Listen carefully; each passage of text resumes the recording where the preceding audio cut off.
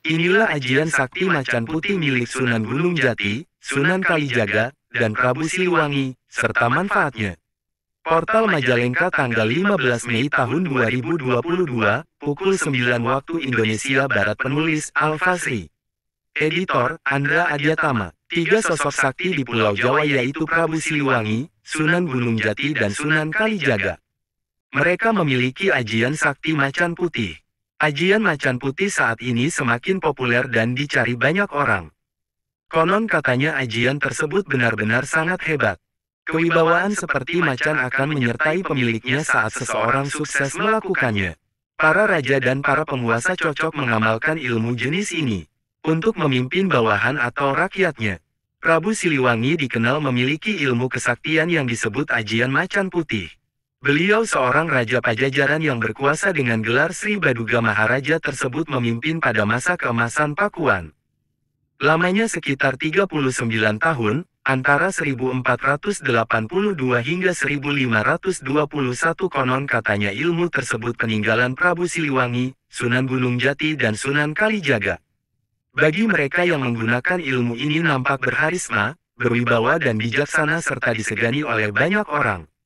Berdasarkan legenda, ternyata Prabu Siliwangi, Sunan Gunung Jati dan Sunan Kalijaga sebagai orang yang dianggap hebat pada waktu itu juga menguasai ajian ini untuk meningkatkan pamornya. Ajian macan putih berdasarkan sejarah dan silsilah Jawa, diketahui ajian ini diciptakan Sunan Kalijaga dengan tujuan yang sangat mulia yaitu untuk membantu teman-teman beliau para wali songo agar lebih berwibawa dan berharisma sebagai seorang pemimpin. Ketika menyampaikan dakwah, para wali songo menggunakan ajian ini agar lebih disegani oleh orang-orang. Dalam perkembangannya, ajian macan putih ini menyebar ke seluruh Nusantara dan diikuti juga oleh beberapa pembesar kerajaan. Khasiat dan manfaat ajian macan putih. Ajian ini benar-benar beraneka manfaatnya baik bagi diri sendiri pengamal maupun buat orang lain orang sekitar si pengamal. Adapun beraneka macam dari manfaat ilmu macan putih yang tenar adalah ajaran dari Kanjeng Sunan Kalijaga dan Prabu Siliwangi ini antara lain sebagai berikut. Menambah kewibawaan bagi siapa saja yang mengamalkan disegani oleh orang-orang sekitar.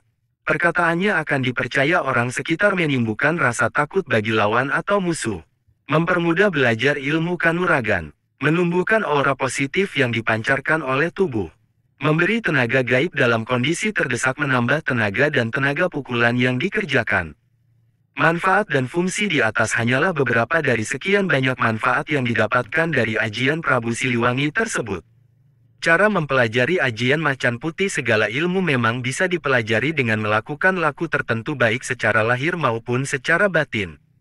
Itu pula dengan sebuah ilmu kanuragan yang satu ini. Syarat dan laku untuk mendapatkan ajian macan putih Sunan Kalijaga memang cukup berat dan tergolong susah.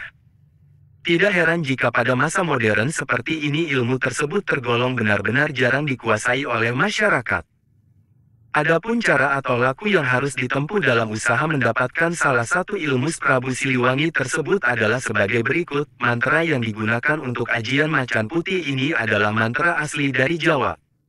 Ritual dari ajian macan putih ini adalah berpuasa muti selama 40 hari atau 40 malam. Setelah itu puasa berupa tidak makan, tidak minum, tidak tidur selama 3 hari 3 malam.